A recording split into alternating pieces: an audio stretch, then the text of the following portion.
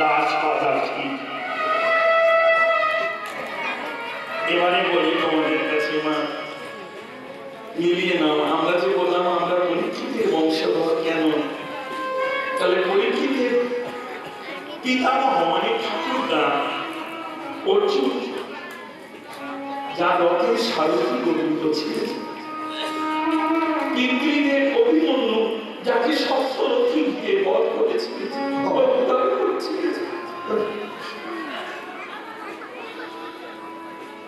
সেই বংশের সন্তান তো ঠিক তেমনি আমরাও তাই। যদি আমাদের পিতা মাতার কৃষ্ণ ভজন না থাকতো,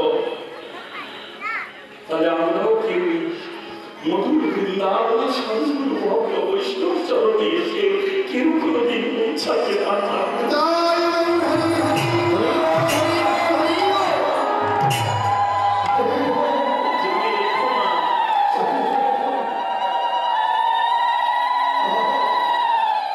আর একটু গভীরে আস্বাদন করি।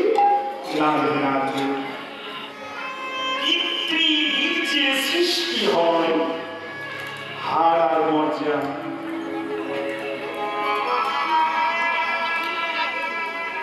মাতৃসত্তা সত্তায় সৃষ্টি হয় রক্ত মাংস আর চামড়া। এই দিয়ে মনুষ্য দেহ পিতৃমাতৃর মিলনে ফলরূপে পুত্র আসে।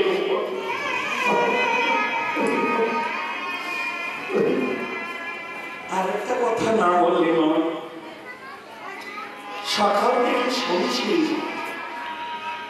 গৌরীর নাম এনেছে না, ভুল সিদ্ধান্ত। নাম তার আগে অদ্বৈত আচার্য জানতেন, অদ্বৈতের আচার্য গুরুদেব তিনিও জানতেন। অদ্বৈত আচার্য নিত্য তুলসী পত্রে কৃষ্ণ নাম লিখে ভাসিয়ে দিয়ে শান্তিপুর থেকে সুরধনী গঙ্গায় কেন এই জগৎকে শান্তি দেবে।